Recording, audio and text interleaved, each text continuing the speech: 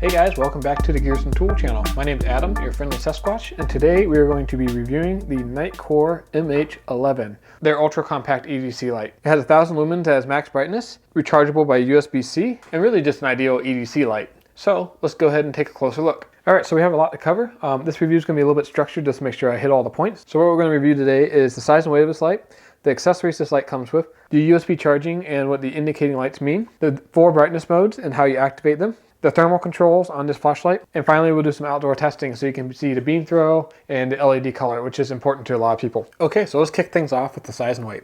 This light is 5 inches long, just under an inch in diameter, coming in at 0.95 inches, and weighs in at 2.13 ounces. And that's with the battery inside, so that's really good. This is really a small and compact light. A couple of other real quick things about this light that you can't really see. It is waterproof down to 2 meters for 30 minutes. So that's 6 feet. So I haven't actually tested it on this particular light, but I have tested it on other Nitecore lights with similar construction, and it handled that beautifully. It's drop resistant up to 1 meter, which that's what it's rated for. I've dropped it multiple times already, like off my kitchen counter and stuff like that. 3-4 feet, no problem. So I've tested some other Nitecore lights more aggressively, and they've always held up really well. We'll also open this up a little bit later, and you can see the springs that they have inside to help prevent the head of the light from being damaged from the kinetic energy of the battery cell in there from slamming into it. So I think it's a pretty good design. It's going to hold up pretty well to pretty rugged use. Now let's go on to accessories. So Nitecore actually sent this light to me. It was a pre-production unit, so it didn't come with a complete package. Big thanks to Nitecore for sending it over. I'm not being paid or anything. They just wanted me to do an unbiased review for them. So the accessories that came with this light is a pocket clip, an extra O-ring in case you damage yours, and a lanyard, which is kind of nice if that's how you like to carry your light. I do want to talk about some of the other accessories that are available. Nitecore has some colored filters that you can put on the lens of this light to change the color from like red to green, things like that. They also offer a diffuser cone that you can put on the end of this to make into like a signaling wand, or you can stand it on its end and it'll act like a area lantern, diffusing the light into the local area that you're working on. There's also a version of this light being sold that comes with a holster if that's the way you like to carry your pocket light. One thing I do want to note about the lanyard loop is there are some holes in the tail cap to thread it through if that's how you like to carry it, or there's also a hole on the pocket clip itself for putting the lanyard loop through. So a couple ways to attach the lanyard, which is nice as well. Now this really isn't an accessory, but Nitecore does provide the 18650 cell lithium ion rechargeable battery that is needed to run this light. So that's really nice. You don't have to go out and buy separate batteries for this light. Everything comes included in the package, ready to go when you purchase this. Okay, while the battery pulled out of the light, I thought it'd be a good time to talk about the build construction of the light itself. So we have the head or emitter unit here. You can see it's got a little cushioning in there, and there's a little metal tab for the cell to connect with. The aluminum tube is just a straight through tube. It's got O-rings on both ends, and the threadings have been pre-greased, so everything just goes together really smoothly. So the tube is exactly what you expect. It's nicely machined. It has a little bit of texturing on it. It's not overly aggressive where it like chews into your hands, but it's enough that it's definitely not going to slip out of your hands if you're using it in wet weather and stuff like that. And then the tail cap here has a spring in there, and the nice thing about the spring is if this thing gets knocked around, stuff like that, and the battery needs to move a little bit, the spring is going to maintain contact on the terminals of the battery, ensuring that the light doesn't flicker. It doesn't seem like a big deal until you have a light that doesn't have the proper spring in there, and every time you move the light, it flickers. So good job there. So I really like this tail cap button. It clicks a little more firmly than some of the other lights, which I really like having that real positive click when you're trying to activate your light. So let me go ahead and reassemble this thing so I can show you how it works. Moving on to the battery status of this light. If the battery is less than 50% charged, you'll see a slow blinking blue light. And if the battery is less than 15% charged, this light will quickly blink. To charge the light, you simply lift the USB-C cover and then put the USB-C cable in. And then when it's charging, you'll see that the indicator light is also blinking, letting you know that there's power to the flashlight. Okay, so let's go ahead and talk about the 4 brightness modes and how you activate them. This light only has one button, which is on the tail cap. There's no side button or mode button. So the way you use this light is you turn it on by just clicking the back button, and the first mode is going to be the 3 lumens or moonlight mode, and it's going to run for 250 hours, which is a long time. And then to switch between the modes, you do a quick half press on the back. If you do a long half press, it just thinks you're turning the light off, and it'll come back on at the same brightness. So just a quick half press, and now we're in the kind of medium mode, which is 50 lumens, which will last for 20 hours and 45 minutes, which is a really long time. This mode's good for walking on a sidewalk, just looking for things in your garage, things like that. So another quick press, Now we're in the high mode, and this is 230 lumens, and this is the mode that I use most frequently. The runtime is 4 hours and 30 minutes, which is really good. But for most things, this is going to be adequate. It, will reach out 25, 30 feet, really illuminate a large area, and it doesn't burn the battery up too quick. And then the last mode, do a quick press, is turbo mode. And this is 1000 lumens, which will run for 2 hours and 15 minutes. And this mode is really meant for kind of short burst, hence the name turbo. It is going to heat the light up a little bit, and we're going to do some thermal testing here in just a minute with the thermal camera so you can see what that looks like.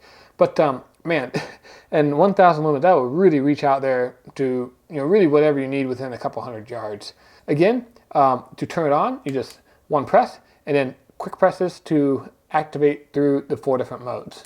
Okay, so now that we know how to use this light, let's get into testing. And the first test we're going to do is the thermal testing on the turbo mode. So basically what we're going to do is we're going to turn it on in turbo, run it for as long as possible, and see how hot this light gets. And then with the thermal camera, we'll be able to see where it gets hot. So is the battery what's getting hot? Is it the electronics? Or is it the LED itself that's heating up everything? Nitecore has what's called ATR, or Advanced Thermal Regulation. And that's good because I've had some lights in the past where they get too hot and they just turn off. And that's less than ideal, especially if you're in a bad part of town. So you really want the light to thermal throttle and kind of control the output based on what is capable of handling heat-wise.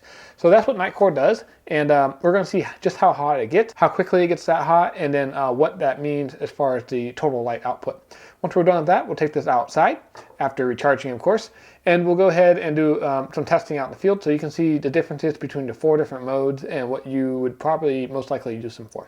Okay guys, so here's my thermal camera all set up, and just a real quick shout out. Thank you guys for all the likes and subscribes. It enables me to purchase new equipment like this that helps me give you better reviews. So if you like this video and you want to see more stuff with thermal cameras and other cool gear, hit the like button below. It helps the channel out a ton. We really couldn't do it without your support. So what I have here is the MH11 sitting pointed straight up, and well, all I'm going to do is I'm going to turn it on and we're going to watch it and see what happens. And right now you can see it looks a little bit warmer than the countertop underneath it. And that's just because we've been handling a little bit and stuff like that. But it's really not that warm. If you compare it to my hand, for example, you can see my fingers are quite a bit warmer than the light itself. So I'm going to go ahead and turn it on and we will see what happens.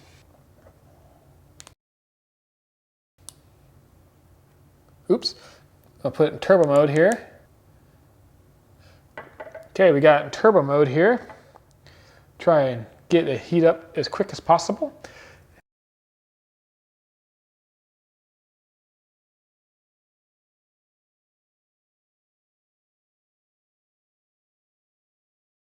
So we started this test approximately 80 degrees.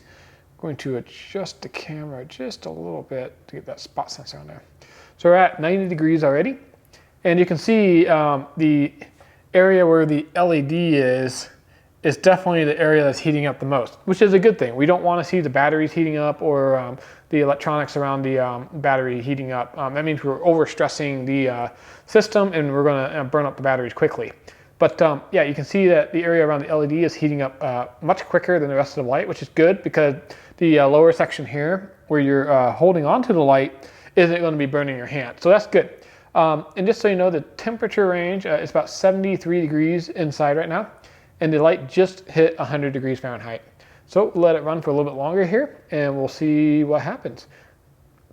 I started this test about 1 minute into the video, so this is about 1 minute of run time right now. Just hit about 105 degrees after about 1 minute and 40 seconds of running. And you can see the heat is being pretty well concentrated around the LED and the reflector of the LED. The handle of the light itself is staying relatively cool compared to the rest of the light. The light just hit about 110 degrees, and at this temperature, it's about the heat of a hot tub or so, we are starting to see some heat migrate into the handle because aluminum is a good thermal conductor, so that's not unsurprising. The temperature is still climbing at a pretty steady rate, which means that the ATR system hasn't kicked in yet, so it's not thermal regulating yet. So it looks like that light is not heating up quite as quick now. There's 2 possible reasons for that. A, the ambient air is about 73 degrees, so there's more of a differential there, meaning it's going to be cooling off the light more efficiently now. It's also possible that the ATR system is kicked in and is starting to step down the power output to help keep the light from overheating too quickly. Just hit 118 degrees. Light is definitely dimmed a little bit, so we're definitely in the threshold where we are starting to step down the power to conserve the electronics and LED elements within the light, which is good. You don't want to just burn this thing out because it accidentally got turned on in your bag or something. So it's doing its job. It is still letting the temperature creep up a little bit. So that's good to see that the ATR system is preemptively trying to prevent the light from damaging itself. We hit 122 degrees and see that there's almost no green left in the handle. So the handle itself is going to be somewhat warm to the touch. It's not going to be 120 degrees, but you're definitely going to feel the light getting pretty warm at this point. So you're going to know that the light's getting hot and it might be time to step down the power, give it a break. But it's still running just fine. It's still very usable. Okay, so the light's now at 125 degrees and it seems to be kind of settling out around that temperature.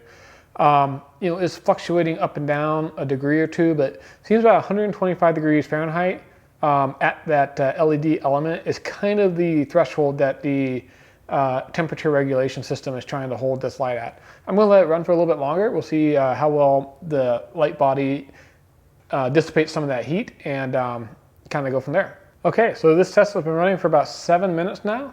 We're at 127 degrees Fahrenheit. It's really kind of settled in around 125, give or take 2 degrees or so. So I think it's safe to say that the light's not going to get any hotter. I'm going to go ahead and turn it off and we'll see how quickly it cools down. You can see how much lighter colored my hand is now compared to the light. It's obvious the light is much hotter than my hand. Okay, the light is now off and we're going to see how quickly it cools down. Okay, after about 1 minute, the light is down to 111 degrees, which is down from 126. So it's lost about 15 degrees in 1 minute, which is, reasonable. Okay, it's been about 2 minutes. The light is down to 103 degrees Fahrenheit, which is, about 23 degrees lower than what it was at its peak. Okay, the light is now under 100 degrees, which, is perfectly safe to put in your bag or something like that. It took about 2 minutes and 10 seconds to get to 100 degrees. So yeah, that's the thermal test for you. I'm pretty impressed. The light didn't turn off. It kept running. It, as it got close to its target number, it started preemptively ramping down the power a little bit to keep the light from, blowing through the target temperature to make sure that you kept everything safe. And yeah, I'm pretty impressed. I mean, for such a small package, you're putting a tremendous amount of energy into those LEDs. And that's really your limiting factor. The LEDs are just going to put heat off. It's good to see that the batteries didn't get that warm and stuff like that. You didn't see a hot spot down here in the handle, which means that the light's doing its job. It's effectively delivering power to the light emitting diode and projecting that energy outward, which is exactly what you want. Okay guys, so we are in the flashlight testing area, AKA my backyard. And we are going to start from the lowest setting and go all the way up to the brightest turbo setting on the MH11, so you can get an idea of what the different brightnesses actually mean in a real world setting. So first is 3 lumens. I'm just going to put this out there. My camera is going to be compensating a bit. So right now the frame rate is super low to pick up as much light as possible. And even with the camera kind of night vision mode, it can barely kind of pick up the flashlight on that back wall there. So that's 3 lumens. Let's go ahead and bump it up. Okay, so here is 50 lumens. And again, my camera is still compensating a bit, but it's not doing quite as much work. And you can see items are much easier to identify at a distance. I would say this is very usable within 10, 15 feet. I wouldn't want to be in a parking lot with just this. I would definitely step it up, but for putting keys in your door, stuff like that, this is more than adequate. So let's go ahead and bump it up. Okay, now we're in the high mode, which is 230 lumens, and my camera is no longer compensating. So what you're seeing is pretty much what I'm seeing. And you can see it's not lighting the entire wall up, but if I point at something, it definitely lights up those objects. So like those pots there, no problem. Now I do really like this beam pattern. It's got a pretty big hot spot in the center there, but there's still some flooding that happens past that kind of gives you some peripheral vision as well. So I really like the beam shape. The LED color is really white. It's not a very yellow color like some of the other flashlights I've tested. It does not have that blue tinge to it though, which I hate. It's a very clean white, so that's good to see. So the color is pretty neutral. It's not very yellow, but it's not blue either. And again, like I said, the beam pattern is going to really throw out there pretty well. So let's go ahead and bump it up in turbo mode. Okay, we are now in turbo mode, and as you can see, the hotspot is quite a bit bigger now. It's basically, covering that entire wall. I can cover all 3 pots there, no problem. I can light up the side of the house. I mean, it's very bright. And this is really more than you need for most applications. I'd say 95% of the time that 230 lumens is going to be more than adequate. But for that 5% of the time that you need something a little bit more, you have the 1000 lumens setting. And of course, as you saw us thermal testing, you're going to have a limited runtime in this turbo mode. It's just going to get the light a little too hot, and that ATR system is going to kick in, reducing the power to make sure you don't burn out your LED, which is a good thing. But like I was saying, the turbo mode is really for those short bursts where you really need to punch out and grab something. The 230 lumens high setting is what's going to be most practical in most use case scenarios. All right, so that's the outdoor testing. Let's head back inside.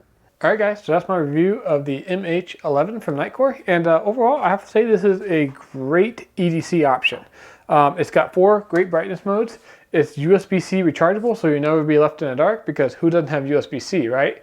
It comes with some good accessories like a pocket clip and a lanyard, and a few others you can order if you want something more. And it passed all my tests with flying colors. Even when I tried to melt this thing down, it still kept kicking. So overall, I'm really happy with this light. And honestly, for an EDC light, I think this is all you need. I know there's lights out there that have more lumens than this one, but the thing is you run into thermal issues. After you have them on for 30 seconds or more, they start throttling down because of how much heat these LEDs generate. So a 1000 lumens light that's this small, that runs for over 2 hours, is really excellent. Thanks for watching. If you enjoyed this video, hit that like button below. It helps the channel out a lot. And don't forget to hit that subscribe and bell icon so you'll first be notified when I release new videos just like this one. Cheers!